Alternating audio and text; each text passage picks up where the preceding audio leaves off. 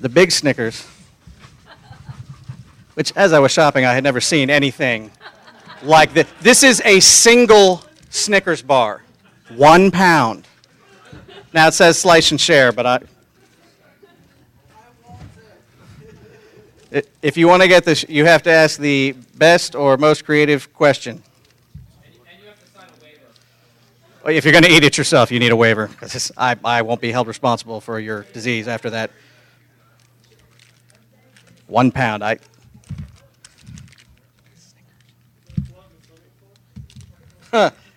did think about the swimming pool. Oh, no, it's fine.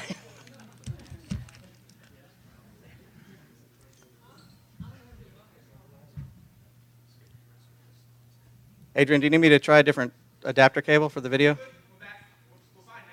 Sorry, I should have said that. Information I could have used 5 minutes ago. The video behind you is going to be up there, so you have to answer about that later on.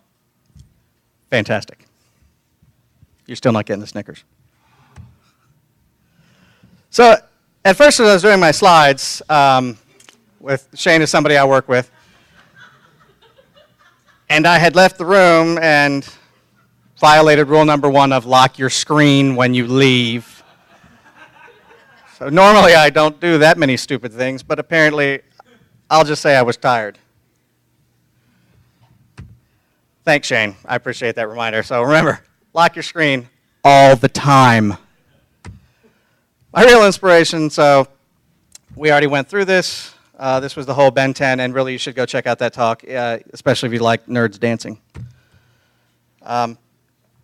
The whole idea of this talk started off with a short bit from Dane Cook about that guy at the office. And it's that creepy guy, that kind of weird guy, moves funny, looks funny, smells funny, tastes funny. Everybody avoids him, leaves the lunchroom, don't want to be around him. Oh, God, he's coming, quick, hide. But Dane brought that out as I don't want to run from him. I want to find him out. I want to make him my best friend. I want to be in his circle of friend. He's hungry, I'm going to bring him a piece of candy. Thank you. Bring him a piece of candy when he's looking hungry. It's like, here, this really satisfies. Why don't you have that? Why don't you have this 1 pound Snickers? Because eventually that guy is going to be the guy that snaps and comes in shooting and just, bah, bah, bah. Hey, Spiky, thanks for that giant Snickers. Bam, bam, bam. I want to be that guy, not the one cowering under the floor getting shot. But How did you get a job with Slog? yeah. Lucky. So it actually made me sit back and wonder. It's like, that there are people like that, and I have kind of used that as I've always sought some of those people out, partially as a psych experiment to see what made them tick, but also partially not to get shot. So I kind of mixed that up with the crazy people I've kind of run into in my careers. Quick slide on me. That is my dog. He's a crazy Doberman. He does not like the wig, but he does wear it. I work for Tenacity Solutions, a great company out of Reston. I've been an InfoSec professional for over 10 years. In that time, I have worked in all those domains, and there's always room to grow for anything. I have worked a few jobs. I know. Ask me later for the picture of what I looked like then. Charles Manson, eat your heart out. It's a little frightening. So in all these jobs, I've met a very wide range of people and types, job skill sets, and everything else. I've worked at different companies from freelancing to all the way up to over 10,000. And you meet a lot of people that way as well. So I've had quite a few jobs. I am not any of these things. I am not any of these things to you. Definitely not a lawyer. And anything I say here about working and or ways to interact with people should be taken with at least a grain of salt and probably a shot of tequila and some lime. But we've all dealt with these people. I'm not unique in that. We all deal with difficult people, assholes, D-bags, whatever you want to call them. They're everywhere. Starbucks, in line, in the car.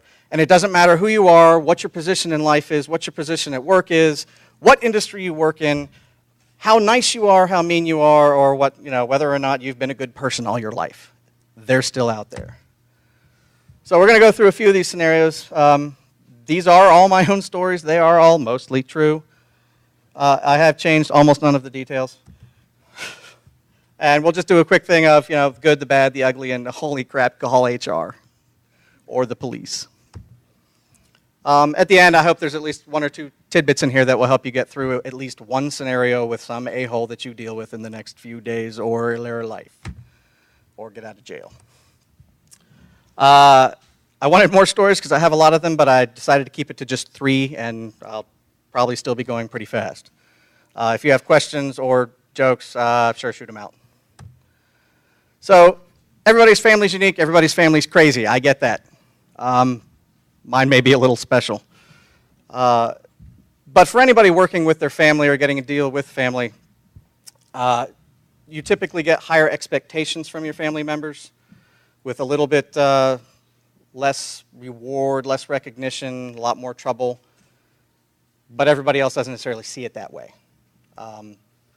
Although there are cases of nepotism where that's the useless slob at the front desk that does nothing and still gets raises every year. And it's a very common problem to slip back into your familial roles. So, oh, well, that familiarity just kind of slips back in, and it's like, oh, no, it's my boss. Oh, no, that's my kid. I can't really do that. You got to try and keep that. So that's kind of a fine line, and for me particularly, it's kind of a dangerous road. So we'll take my family and add in the crazy details. I came back to work in this area in tech and was doing IT support for my mother's small company, about 13 people at the time. And she's crazy, so we fought a lot. But I did my job because that's what you're supposed to do. And so I went on vacation. They were supposed to travel overseas, and I get a call at about 7 in the morning on a Saturday with a, where is the f***ing cable? What? What cable are you talking about? You know damn well what cable. I wanted the cable that's the converter. We got to go to Europe. Power cable for the laptop?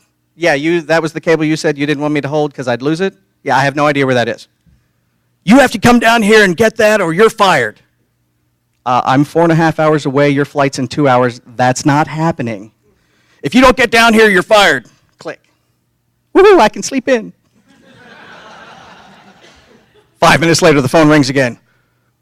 Are you on your way yet? Yeah, I'm on the road right now, not on a cell phone. No, I'm not coming. You'll have to find the cable yourself. You took it. Well, where do you think it would be? Wherever you put it. We already ransacked your office. It's not in there. I could have told you that. Did you check your office? Don't be a smartass. Click. I thought I was fired. Woohoo, back to sleep. 5 minutes later. It's not in my office either. Did you check at home? And I thought I was fired. You are fired. Click. Well, now I'm not getting back to sleep. I'm mad.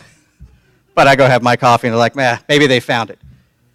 Half an hour later, I get a call back, not from crazy, but from my stepdad saying, yeah, funny thing. Yeah, that cable, yeah, you're not really fired. It's all fine. It was in my office at home. That's great. I'm hired? Great. I'm getting Monday off, too, and you're paying for it, not out of my vacation. Okay. Woohoo! Back to sleep. So that continued on, and there were incidents like that throughout the entire working, always just random crazy stuff going on. And so they decided at some point that they were going to merge with a larger company. Well, not really larger, about the same size. I was ready to quit at that time. I had a job that was going to be off with British Telco, doing work back and forth. And they begged me at the last minute, it was like, you're the only guy we have that does system administration. We don't have anybody here. Please stay to transition. We won't ask anything from you anymore. Fine. I meet the new owners. They're pretty cool. It's 3 guys that have worked together for like 20, 30 years, have known each other, been to every housing family event ever. And it was an equal board.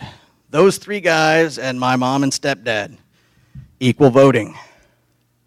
Apparently she doesn't know how to do math. So as she began to lose control of everything going on, and that power slide drove her further and further through the roof. So the request got even more crazy than firing her son on vacation. But as always, I try to make sure this is not me. My view is a little skewed of things, especially familial. So I was like, I'll have to look at everyone around me. I need to really determine whether or not this is me. Is this my problem? Am I making this up? So I watched a lot of other people. I was like, oh no, she's pretty mean.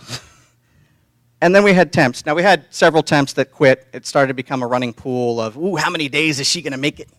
We had, a month and a half, 3 weeks, 2 weeks, a week, 3 days. We're like, oh, I got 2 days on this one. She's really pissed. 1 hour, not even. It was about 47 minutes for answering the phone the way it said to in her book. And she looked back at my mom and said, you know what? It's not worth working here for anything. I would rather be unemployed than see you every day out the door. That agency wouldn't send us anyone after that, which is a good thing. So the ironic part is that they raised me to do the right thing. There'll be difficult choices. You should always do the right thing. You should always, tell the truth, do all these things. And so I bought that. And as I was doing maintenance on one of the mail servers, I saw something really interesting. There was some accounts ghosted. They had taken the 3 VPs and allegedly copied their mail over to their own inboxes, all of it, including legal correspondence, and had then forwarded, allegedly, some of those emails onto their own attorney with the client attorney headers intact. And their attorney had replied with his own headers intact on that email, forwarded on with the, you guys need a better lawyer, that's bad. He's not a smart man. So that became a large fight between the VPs and my parents, ending in a man who had not raised his voice in 20 years from any of the people I had ever talked to him working, and he didn't yell, but he was very loud, to my mother screaming a stream of epithets at him that some of whom I'd never heard. So we spun the company back off after a lot of other drama, and in one weekend my staff and I went in and cloned an entire network, pulled all the data over, opened a new center, got it running, and stripped out the other data from the old company. Awesome. And then all the employees had a choice to go whichever company you wanted. We're getting divorced. Do you want to go with your mom or do you want to go with your dad? I'm not going with her. Well, no, you need to go see I'm not seeing the presentation. I'm going with you guys or I'm leaving. Okay. The rest of the tech staff is like, wait, he's going where? No, I'm out. I'm with him. So we spun the company back off, and I told them as they were leaving, set them up as best I could, and said, look, you guys haven't paid for a lot of infrastructure or automated processes. You need a system admin stat. First week, that's what you need to be doing is getting a system administrator. 3 months later, I get a loud phone call about how their system is down and broken. I ask one question, even though I'm not supposed to be talking to her at this. No, we haven't hired a system administrator. It's been 3 months. What do you mean you don't have an administrator? Well, Ted kind of did some stuff here and there. Okay, what did you want from me? I'm not allowed to come work on that stuff. Well, I just wanted to inform you that I am aware that you sabotaged my network. What? Are you kidding me? And Can you explain that her lack of leadership sabotaged her network? there were some other words exchanged, but nothing that polite. That conversation ended with a phrase that sticks with me to this day of, you are the viper in my den. Click. I just kind of sat there with the phone in my ear. What the fuck was that? Who talks like this? Are we on a soap opera? All right, who's got the camera? Who's filming? Come on, viper in my den. So that just had me stunned for a while. But the longer I thought about that conversation, reflected on it, the more I got pissed off because not only was I insulted by being a saboteur, but she'd been running for 3 months with no problems. I suck. So they ran off. I think that company went into the ground shortly thereafter. The company, if they had stuck with it, they'd be very rich now, but they're not. In bonus updates of how crazy this is, she has now stalked me at 3 different places that I've moved, found my address, and sent me all kinds of cards and things with, well, I see from the internet that you like small dogs.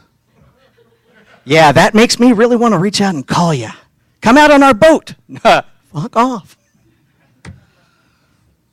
From this, what could I have done differently, really? I mean, there's crazy, and then there's parents like mine.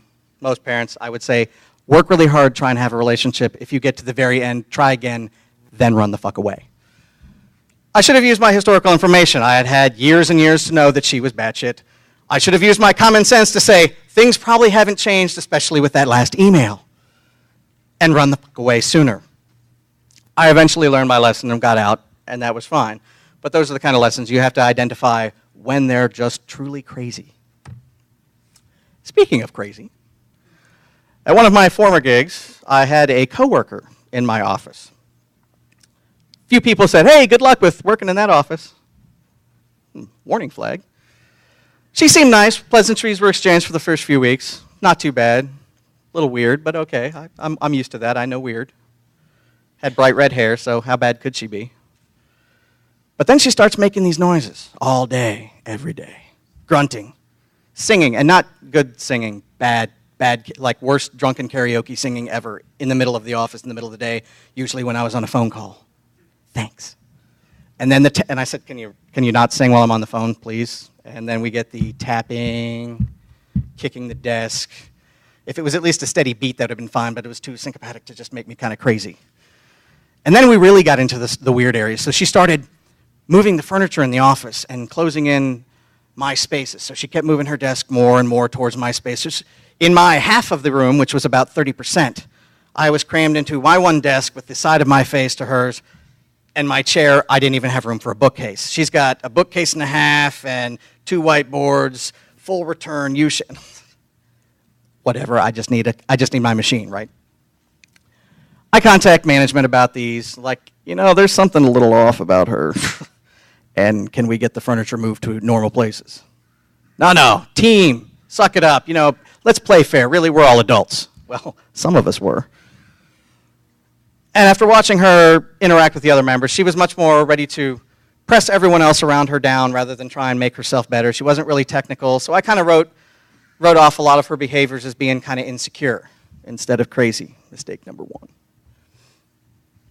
Went back to management again because these behaviors continued. They got worse. She started talking to customers around the side. She started bad-mouthing other of our teammates and our work on things that she didn't understand, and it began to make working very difficult for the entire team. So the good parts, I used email with my management chain to kind of document what she was doing, the impact it was having, who was around.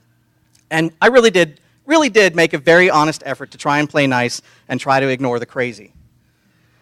And every time we went to management, we had so many meetings with the team, and it's like, we're aware that she's kind of difficult to work with. That's a red flag. If any management ever tells you we are aware that they're kind of difficult to work with, start documenting that day.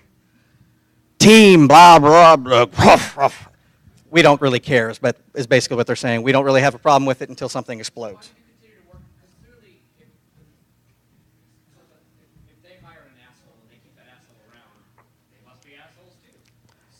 Exactly. And you've already gotten something out of this talk. Thank you, Al.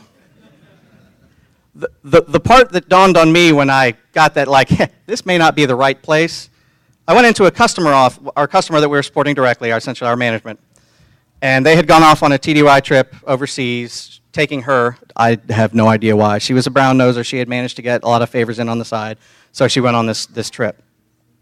They had come back. I was talking to most of the team about their experiences, being friendly like you do. And in the middle of a discussion about one of the bars they went to, this boss comes over and he stares at me and he says, "How do you do it?" Do what? Be awesome? How do you sit in that office and not stab her in the throat? Now, I'm in an office surrounded by people not on my contract, not at my company, from another company that wants our slots. And my customer has just asked me why I'm not killing my office mate. What the fuck do you say there? I think my answer was, well, sir, I don't have a knife on me, and I really don't like jail. I'll talk to my management, so try to be proactive. It's like, is there something I can help fix now? And we'll report this up. Please make an official report so we can get rid of her. And we did all of that. And all that did was make Psycho crazier. So she started doing these things even more often. We had at one point there were 3 of us, the other 3 members of the team. This is a 4-person team. We're in the other room, working on a document that's due at 5. She comes in and starts singing in the doorway, loudly, poorly. And we ask her to leave. She throws a hissy fit, slams the lights off, goes in, slams the door, and stomps off down the hall. Fantastic. At least she was gone. She starts going back behind the customer's back, trying to get him in trouble with his chain of command. That's great for your job. And then we order this equipment for the team, and like boxes and boxes in 2 small offices. She has a plethora of space on her side of the room. Where does it all go? Behind my chair, almost to the ceiling. And then the lights start.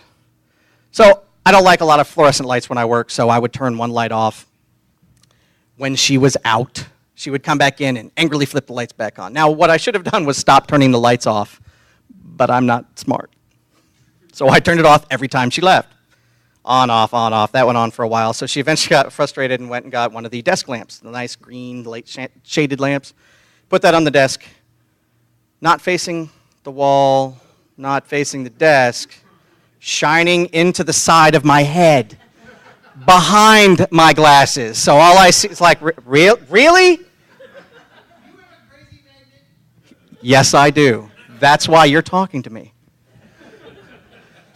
I asked her repeatedly, so then the light game moved to repositioning her lamp, turning it off, unscrewing the bulb. That took her a while. I mean, you should not do that. And eventually I gave up and pulled the entire printer stand out to stand between her desk and my desk. She's like, well, I can't see you now. And I'm like, good. You're not a Cardassian, leave me alone. And then the furniture moving, she would push the printer stand back and forth. Like, look, this needs to block the light or you can't have the light. Period. Because I could take it away. So there was a small truce for about a day. And then I had a person in my office working with me on a document, again, that had to get out that day. And she decided she was going to leave. Now, mind you, she has not touched the equipment that has been in my office behind my desk for like 3 weeks. But she's very technical. So she wants to get out the door. My coworker's there next to me. And so she comes up and just starts, not quite humping the back of his chair, but bumping it with a, excuse me, excuse me, excuse me. He gets a little upset and is like, do you need to get by? Oh, well, I didn't want to disturb you. Really? So humping my chair is a good answer. She didn't like that too much. And I'd had enough because that was distracting. So as she walked down the hall, I asked him to move or leave because it would be safer for him. And I redistributed the equipment to her side of the room. Now, not where I could have been a dick and like piled it all on her desk and then left, which I thought about doing. But I decided to pile along the wall, so there was still a nice path to go. There was room for everybody. No harm, no foul. She could still get to all her whiteboards. Everything was good. Or so I thought. Now, I do not recommend trolling anyone at a professional job for a variety of reasons. I do this apparently a lot. If there is a chance that somebody is going to go completely mental, don't do this. There are crazy people out there. This seemed like a good idea at the time. It's like, all right, I've had it. I'm finally going to show management that she is completely nuts. It'll be great. They'll finally decide that they've got to get rid of her. They can't afford to have this kind of thing in there. And it's like, yeah, we're just going to crank that knob all the way to 11. It pretty much worked. Management was very well aware of how insane she was and had no plan to do anything about it at all. I believe she had some pictures, but I was never able to validate that. Yeah, she should be. So this became as I began to push the buttons when she came back, because she fired immediately about moving the boxes, and I had some choice words set up. Nothing personal about, family or anything, just all the things I knew that bugged the shit out of her. And she snapped way sooner than I was ready for, and so it kind of caught me off guard. Like 5 shots in, and she just starts screaming. This is an office. She is screaming like enough to make a sailor blush, some words I hadn't heard, and running down the hall, and I'm like, oops. That's not quite what I wanted.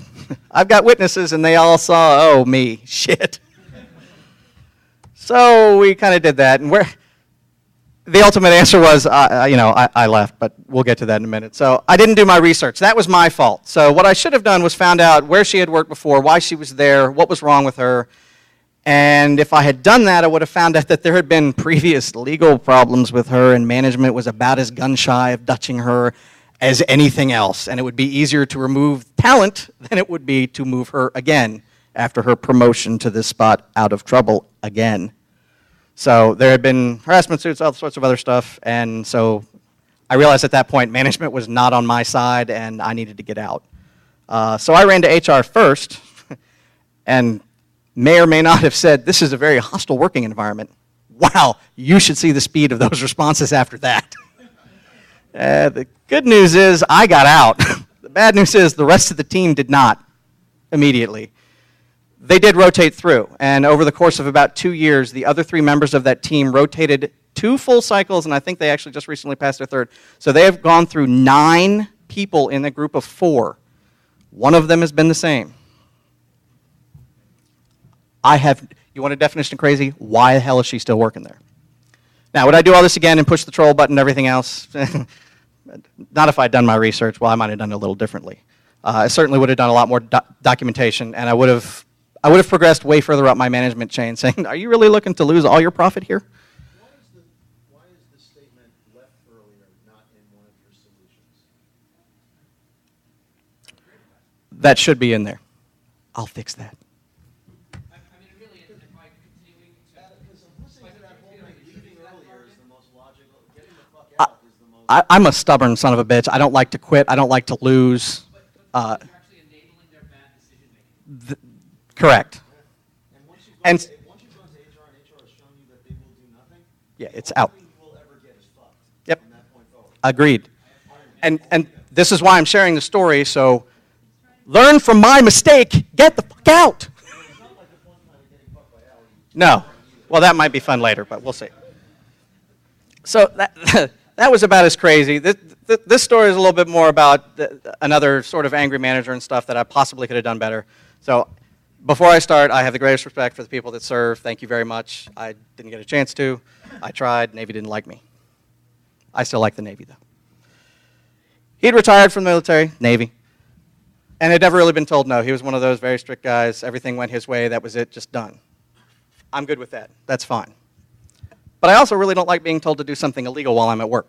Now, if I choose to do it, that's my business, but you're not going to dictate that to me. And therein the chaos ensues for these guys. So despite having been at the company for 10 years, which was about 9.5 years longer than him, I was removed from my office, and I was doing half security and programming. I was programming at the time, about half the time, and doing security work, and had a very small, crappy little triangle office. There were a bunch of other offices open, but he took this event to eject me from there and put me into one of 6 cubes for about 250 people. Not 250 people in 6 cubes. Company was 250 people. There were only 6 cubes. My workload suddenly shifted to all the crappy tasks I'm sure that was coincidental. And I was frustrated I couldn't really find a path back to get away from having told him no up front. Ultimately, time to move jobs. See, look, I learned, get out. So I moved over to do security full-time, not under his chain of command anymore. Awesome. Again, is it me? Was I doing something wrong? I was probably a little terse at the beginning, but watching his management style with the rest of his staff, he was a bully, told them everything, didn't want to listen to anything. Okay, maybe it's not me, probably just a bad interaction. Until he pissed the customer off. Enough to the point that upper management, I believe the letter said, if I see his name on any of the documents, we're dropping the contract. Oops. So I got a little vindication from that, but instead of firing him, letting him go, or any other corrective action, they moved him to manage a new position, not on a contract. He became my boss's boss. So here I am back still. Now I have to deal with him again, and I don't really have another job path that I want to go there. I really like the company. I'd like to stay there. What do I got to do? I really wish I could have gone back and fixed that from the day one and just maybe found a better way to work with him. But since I knew I wanted to stay at this company, I liked what they did, time to go in. So I asked to have a meeting with him, and he's grudgingly eventually accepted my 3rd invitation, I believe. And we had a face-to-face meeting. And I was like, we really started off on the wrong foot. I tried to be, very self-effacing. I did apologize. I meant my words at the time, so I sort of lied about that. But I was telling the truth. I never meant to be disrespectful. So that I did not mean to be disrespectful to him. So that piece was true, but I still didn't like him. And that gave me the opening I needed to get him to kind of back off the anger a little bit to work with me. And we eventually achieved an understanding with each other that, look, sir, I am all for getting the mission done. I want this stuff done. But when you give me a direct order that I know is illegal, I cannot take an illegal action. I will go review the things and find a path for you. If you tell me what you want to get to, I will find a way there. He was not really on board with that, but did give me a chance. And when I gave him a response faster than he expected, he got it. So while we had a tenuous working relationship for a number of years, we, never liked each other, still don't to this day, but we found a way to work with each other. I wished I could have gone back and found a way to listen to him and find a solution to his answer instead of just telling him no. Instead of being that, oh, I know the answer, but you don't, that was my mistake. And I had to go back and pay for that. And in general, and my biggest lesson from that was, most people, not just military, but most people, if they perceive that you respect them and their opinion, are much more willing to work with you, and it becomes much more of a even give and take. And perception does not necessarily equal truth. I'm not advocating lying about everything, but you got to get along. So if that happens again, I swear to myself, what would I do in the future? And it did with him, but that was, so this is the rest of the story with him. Anytime we had a meeting and he wanted to give me something that didn't look right or was off, which happened several times, very careful notes, a very polite, I'm here to help you, I want to clarify that I understood everything, I'm trying to help. Do I understand this correctly? Because if I do, I think that's wrong. Is that what you want to do? Please give me my get out of jail free card. First time that happened, my phone rang. I thought he had a question, so I picked it up. Mistake. Yes, that's what I meant. Oh, crap, now I don't have it on record. So we draft the second email back saying, thanks for the phone call to clarify. I'll be proceeding with this action. Phone rang again. I didn't pick that one up. So he comes down for a face-to-face meeting. I didn't leave in time. Yes, sir. When you get to your transcribe your polite email after the first email failed, at this point, have you copied in your manager's manager? He is my manager's manager. He's the highest one there is and reports to no one else. There were VPs above that. I didn't think I needed it at that point. There were. Here's the problem I see, is you're documenting all of this and only including the person who's fucking with it, right? You're not actually bringing in potentially someone who's his superior. You see what I'm saying? That is a very good point, and one of the issues that came up prior to that was in that first email, when I did that first email back, and I CC'd his supervisor without having tried to resolve it myself first, I got the chain of command lecture. Understood, and they understood that there were some difficulties there. So that's why I was a little reticent to include that on the first volley. The later ones were sent up in a separate one, not copied.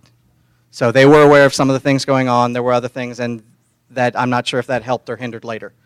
But yeah, I did include his manager after I got a documentation and another note that said he came in and told me this is what's happening. Now these are the guys that may have also fired my mother, so that's another story. They knew that if I told them something, that was the truth. But again, I wanted to work it out I wanted to find a way to make this happen. So without being threatening, without being aggressive towards him, very helping and clarifying, that message back, he eventually came back with a, no, that's not really what I want. Whoops. Epic fail. But that was the point. So I didn't actually need the VP for that. It's not necessarily that he thought that I was wrong about these things being illegal, which he did think that. It's just that I needed to prove my case to him more, that I really understood what I was talking about. And it was made, an order of magnitude more difficult because of the way I had interacted with him on the very first week. So that was more of the point of this, was that, these things come back later, and I absolutely agree if you're having this kind of thing and there are people that are continuing to direct you to do illegal things after they are well knowledgeable that it is illegal, you need to include the rest of the management chain, and the management chain was made aware. They still didn't get rid of him. But he stopped asking me to do stuff that, anytime I said that's illegal, there were no more phone calls after that one. He'd just tell somebody else to go do it. These are going to go really fast because I rambled on apparently a little bit and Adrian messed up my time. I mean, Adrian's awesome. Is this online yet? Basically, I started thinking about this and that there's some unconscious process that I was going through that tried to map out how to work with some of these people and what was going on. Most of the time, I try to do preventative or proactive non-aggression, non-interaction, and these are some of the extreme cases. And I've worked a long time, and my actual list of crazy people that I couldn't stop from getting to any of these points is relatively small, or I'm really lucky, which is very possible. So one of the items is recognize. Learn to recognize when an individual is starting to get that agitated point.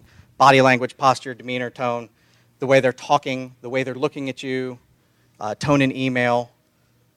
Short-circuit it before you get to that, or use that as a key to avoid the contact.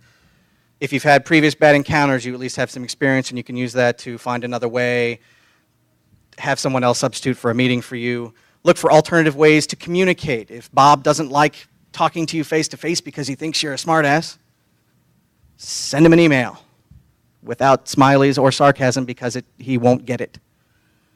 Don't eat the troll food. There are people out there that are looking just to push your buttons and just to fight. Sometimes that's me. I'm also not advocating being a doormat. You need to stand up for yourself, but understand when and where. Being patient almost never starts a fight. Almost. Diffuse. This is obviously my number one tool in my chat, is once it gets to this point, it's very hard to carry on a conversation or an argument if you're laughing. The big danger here is there are a few people that when they're already in this agitated state, any kind of joking or frivolity at that point, they feel it's directed at them. So you have to be very careful about those particular people. Humor, really not the best way. That tends to just escalate the situation. Things that I found very effective to get away from that: ask some time. Bob, that's a great point. Can I get some time to think about that? We got to get this meeting moving along. I'll get back to you with that. Or, the deflection and topic change. We need to move along. What about this other project? I know you worked on that. That's kind of similar. These kind of things, just to try and get out of the fight. Awesome, that didn't work. What now? There will be people that just create an untenable situation. You need to know ahead of time what your responses will be. Think about things that you can do to have that just as a plan, ready to go. You don't have to think about what you're doing. I'm going to get up and leave the meeting because, I have another meeting. It can be a stupid lie. It can be something stupid like that, but you need to know what it is. But you also need to know what kind of consequences that's going to have. If I walk out in the middle of this meeting, am I going to get chewed out? And is that better than dealing with this guy? Yeah. And your level of response. Is it going to be self-effacing? Is it going to be calm? Or are you going to have an aggressive response? You're going to try and stand up and see if this is just a bullying tactic or they're just kind of bravado. It depends on the person. It depends on you. It depends on the situation. But think about those things and be prepared to walk in. Don't be surprised when Bob, who you know is always pissed on the Friday meeting, is pissed on the Friday meeting and takes it out on you. Be ready to say, hey, Bob, we've got the rest of this agenda. Can we get back to that? You can yell at me later. It's also very difficult if that's your boss. It is very hard to tell someone that the interaction is uncomfortable and it needs to stop. In some cases, that's not really an option. Well, it's always an option, but some of the consequences are much, much larger. And even if you're right or wrong, you're still tainted by the interaction. At the end of the day, if you can't avoid it, protect you. At the first sign that things are going wrong, start the process. Document. Document, document. Date, time, people around, things that happened. Strike first. No hitting. There's no need for violence. But be the first one to go to management. Don't be the one that goes to management for everything. They're doing their nails in the office and I can't stand the smell. If you go every time, management's not going to listen to you. They don't want the boy who cried wolf. Unless if it's a real problem and you go that often, then it's time to get out. If you're going there that often for problems that are real, it's time to get out. Remain calm. When you send your emails and your communication, be factual, not emotional. They'll respond better to that. Document. Seriously, document everything. Send it in email. Send it to management. Send it to the next chain up in the management. Gives you time stamping, an official record. These are the things you'll need later. And remember to protect yourself. At the end of the day, there's nobody else that will ever have your best interest at heart better than you. And you need to stand up for that. If you feel threatened, again, this is the PSA, get out. There's nothing that's worth having violence. Go to HR, don't pass go. But remember, if you do go to HR and it's one of these serious situations, they will take, generally, immediate action, and that may not be the action that you're looking for. They're not there to solve the problem the way you want it. They're there to not have a problem at all, within reason. I mean, there are some HR departments that are better than others, obviously. Document, not kidding. This serves as your memory for later. This is what other people are going to read. A lot of times, this is the only thing that people will be reading. And if you have calm, clear, factual emails later, and the other person has a wild rant about stuff, which would you rather, believe as the later, telling of the story? It shows their patterns of behavior. Remain calm, both in the situation, when you're documenting, as much as possible. It allows you to think more clearly. And even though you have the taint of the interaction, most of the people remember, oh yeah, Alice was batshit crazy, but Spikey was, trying to be calm. Okay, that was never said by anyone, ever. And not all witnesses are on your side, know who you're including on your list. We can talk about that at the bar later. I did all that. Some things just can't go through. There are just some situations that are tenable. Move on. It's time to leave when it's bad. At the end of the day, you have to live your life for yourself. You have to live with your reactions, your actions. You're the only one that knows what's good for you. Stand up. Nobody else will. Don't be a dick. That's, I think, about it. If you want to hear any more stories, have a drink, whatever, that's contact information, or hit me up whenever. Thank you very much. Come have some candy.